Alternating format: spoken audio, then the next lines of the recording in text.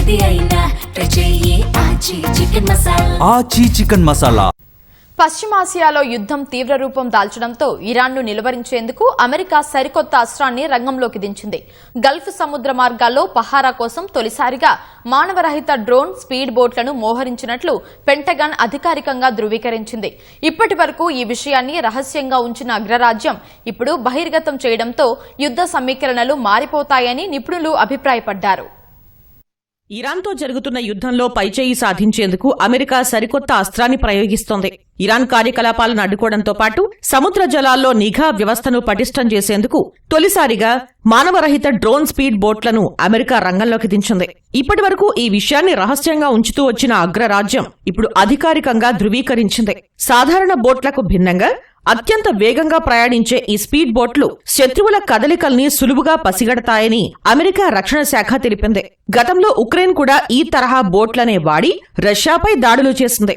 ఇప్పుడు అదే వ్యూహాన్ని అనుసరించి ఇరాన్ను దెబ్బతీసేందుకు అమెరికా ప్రణాళికలు రచిస్తోంది.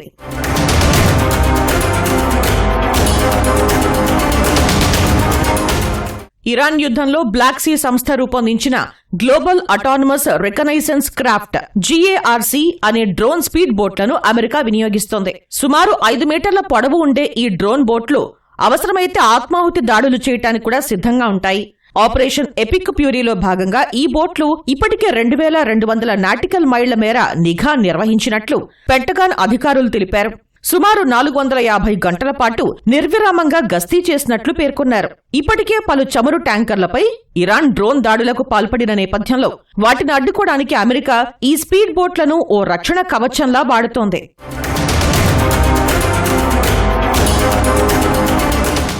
అయితే ఈ అత్యాధునిక డ్రోన్ బోట్ల వెనుక అనేక వైఫల్యాలు దాగి ఉన్నాయి. గత కొన్నేళ్లుగా మానవరహిత డ్రోన్ బోట్లను అమెరికా తయారు చేయడానికి ప్రయత్నిస్తున్నా ఆశించిన స్థాయిలో సక్సెస్ కాలేకపోతోంది. గత ఏడాది జరిగిన పరీక్షల్లో ఓ గార్క్ బోట్ వేగంగా వెళ్లి మరో బోట్ను ఢీకొట్టింది. తాజాగా మిడిల్ ఈస్ట్ లో జరిగిన మరో పరీక్షలో ఓ డ్రోన్ స్పీడ్ బోట్ పనిచేయకుండా పోయింది. సాంకేతిక లోపాలు, పెరుగుతున్న ఖర్చులు అమెరికాకు సవాలుగా మారిన శత్రు దేశాలను ఎదుర్కోవాలంటే ఇలాంటి చౌకైన డ్రోన్ బోట్లు ఎంతో అవసరమని అగ్రరాజ్యం భావిస్తోంది.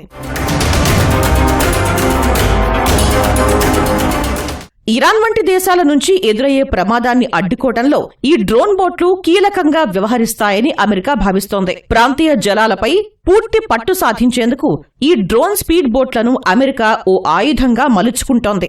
సాంకేతిక సమస్యలు ఉన్నప్పటికీ భవిష్యత్తులో సముద్ర మార్గాల ద్వారా జరిగే పోరాటాలు మనుషులు లేకుండానే సాగుతాయని ఈ పరిణామాలు సూచిస్తున్నాయి.